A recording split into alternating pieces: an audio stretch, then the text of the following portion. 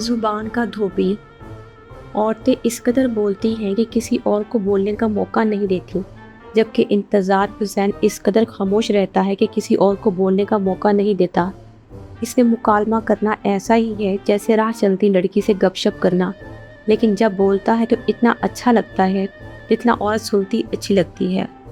کتابی چہرہ، پیشانی اتنی کشادہ کہ پتہ نہیں چلتا پیشانی کہاں ختم ہوئی اور پریشانی کہاں سے شروع ہوئی۔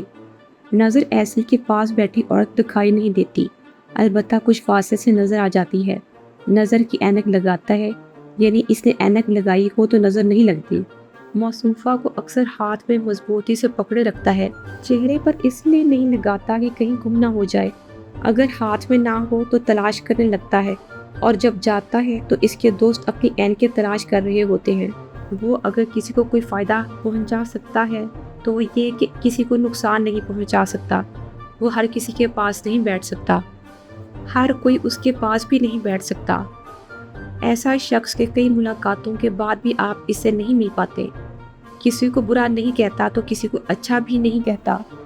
لگتا ہے زمانہ طالب علمی میں جب بھی یہ سوال آتا ہوگا کہ فلاں فلاں کی تعریف کرے تو سوال ہی چھوڑ دیتا ہوگا۔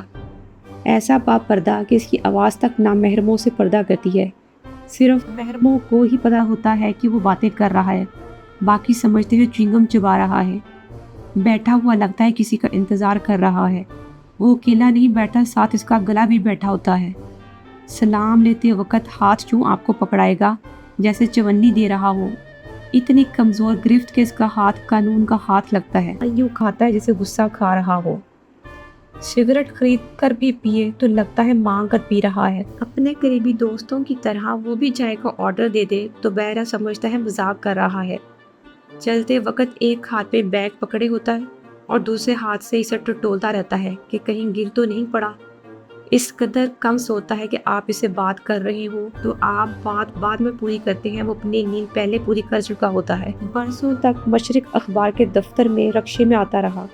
جب سے اسے گھر کا راستہ یاد ہوا ہے اس نے گاڑی لے لی ہے، لیکن جس طرح وہ گاڑی چلاتا ہے اس کے لیے ضروری ہے کہ ایک سڑک بھی لے لے۔ راستہ بھول جائے تو پھر پارک ٹی ہاؤس میں آ بیٹھے گا۔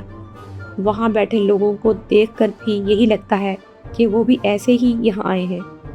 ہمارے معاشرے میں مہمان تو خوشی کا باعث ہوتی ہے، یعنی ان کے جانے سے خوشی ہوتی ہے، لیکن انتظار حسین کے آنے سے خوشی ہوتی ہے۔ ڈرائنگ روم میں بیٹھا سامان کا حصہ لگتا ہے۔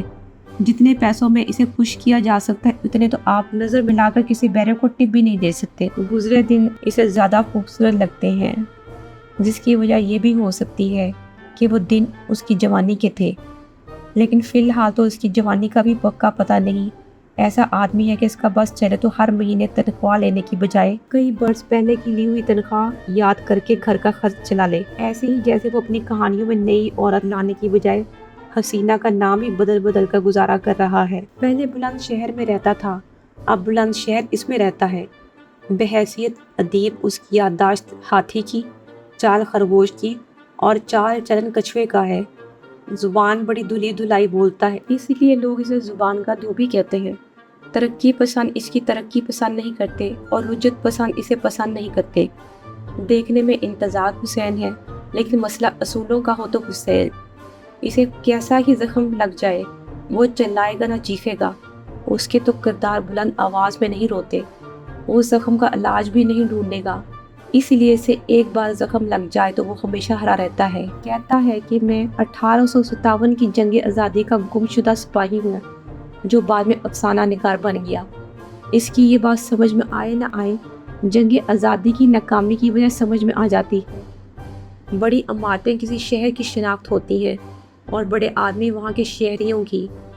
بڑی عمارتوں اور بڑے لوگوں میں یہ فرق ہے کہ بڑی عمارتیں دور سے چھوٹی اور قریب سے بڑی نظر آتی ہیں، جبکہ آج کے بڑے آدمی دور سے بڑے اور قریب آؤ تو چھوٹے ہونے لگتے ہیں۔